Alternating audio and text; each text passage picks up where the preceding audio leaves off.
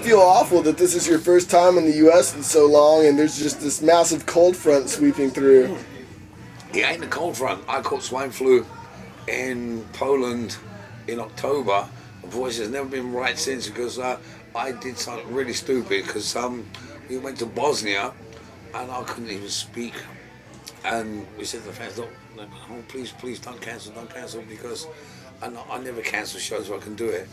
So I went up and pushed it too hard and I damaged all my larynx and everything. So it's up and down. Some days it's good, some days it's bad.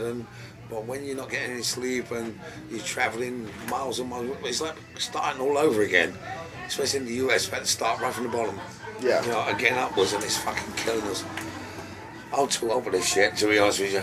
You know, normally we go in the bus or fly everywhere and that, but I've had to do this in really low budget here in the States just to get in.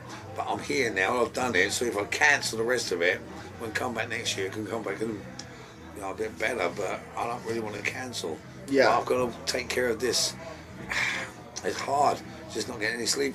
You have to. You're a touring machine. You're always out there. Because as soon as I'm done here, I'll straight back out to Scandinavia, and then Italy, then back to Chile, and then on to Russia.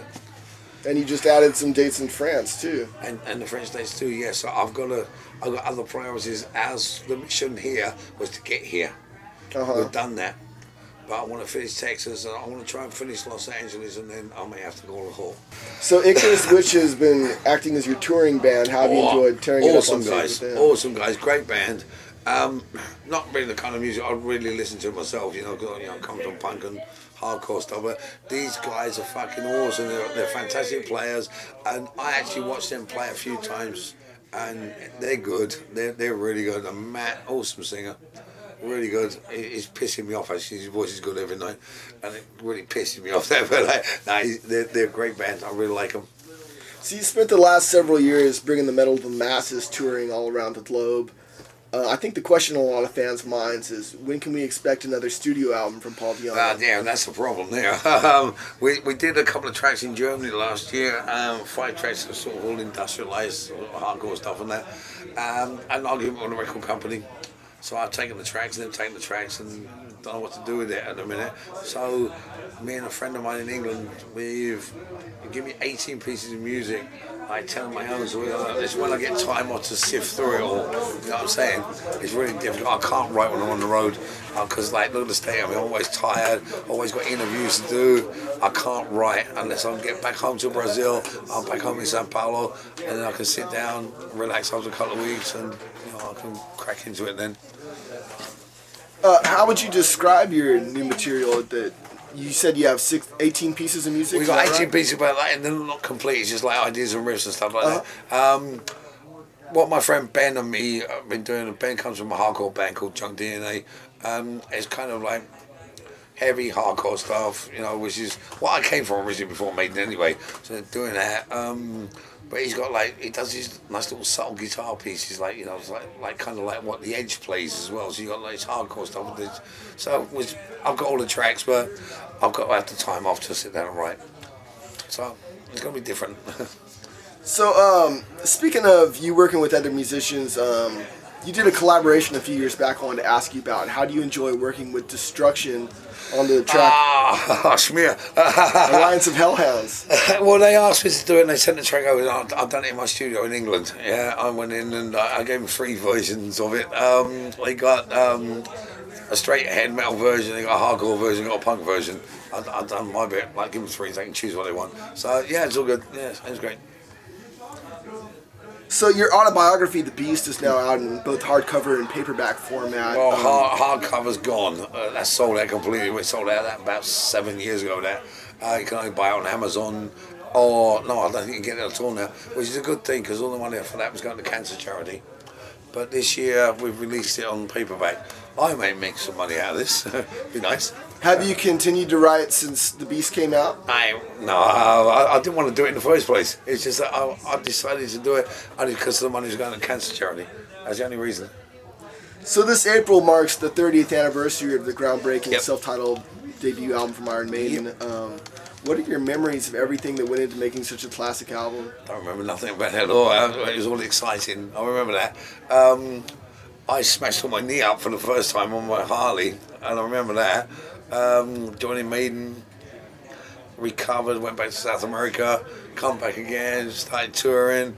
Oh, I came and done the vocals as well. That was it. And I don't really remember too much about it. It was like so many things going on. You know what I mean? It was like this whole revolution was happening in England. You know, all the old dinosaur bands like Purple and Priest and Zeppelin and all that. You know, everyone was getting pissed off that because a lot of the heavy metal kids were so pissed off with paying all these like exorbitant amounts of money, listening to someone waiting away for like 25 minutes on the guitar solo, where they wanted something a bit more exciting. And they didn't want to sort of say, oh, like we're liking punk. Yeah. They needed something to trigger it. And we came at the right time. You know, like Iron Maiden, the heavy metal man. Also quite technical, but also pretty fast for, you know, like normal heavy metal music. Sure, yeah. And then with me as a punk singer, we fucking nailed it. It wasn't intentional, it just happened that way. You know what I'm saying? I came straight out of a punk band, straight to Iron Maiden. It was cool. Just done something different. And have you had any recent contact with your old friend and former drummer, Clive? Yeah. Clive's very sick in the man, everyone knows that. I flew over from Brazil last year just to go play 45 minutes in fucking Paris for Clive with the French band, did a jam with them. I did Clive Aid, you know, I've done quite a few. I think Bruce has done one, so I've done about 5 so far. I'll always do it for Clive, yeah, he's you know, a good friend of mine, but it's very upsetting to talk about it, you know, like, I don't think Clive needs sympathy from me. I think that's the last thing he wants, you know what I mean? But I'm there to support him and do whatever he needs.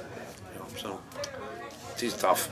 So with older material like Killers and Battlezone being out of print or harder to find here in the States, Yeah, pretty much, yeah. do you anticipate any of that material being reissued domestically at some Well, point? actually, the Killer stuff, the old guitar player from Killers, Cliff Evans, he bought the copies without me even knowing about it and has re-released them on his own label. Well, that's fucked up. Yeah, it was fucked up because what we done, we actually put it out on our website, could download them all for free.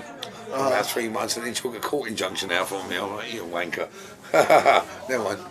So for someone like yourself who's considered an icon in both punk rock and heavy metal circles, I think it'd be interesting to know, are there currently any up-and-coming punk or metal bands who you listen to right now? I haven't really heard a lot of anything in because I'm trying to write songs at the minute. No, I can't really comment on that, to be honest with you. I mean, I also listen, I listen to bands like Linkin Park and shit like that as well. You know, I like that kind of music. I bought Fall Out Boy album, would you believe? When tour wraps up, I know you got some dates just announced in Some France. And then you got this May, you're touring Brazil with the band Hanger, doing a 30th anniversary show. I said I'd do that only for Brazil because Maiden ain't doing shit, right? And you know, I play some of the songs obviously in my set, but I wanted to do this as a thank you to Brazil. More than anything else, you know, it's where I live, it's where my family are. I love my country, and I wanted to do it for them only, and it's a one-off, you know. But then again, we've also agreed to do it in Argentina later as well. It's basically for South American kids. Yeah. You know, the ticket price would be down to about $5, or free.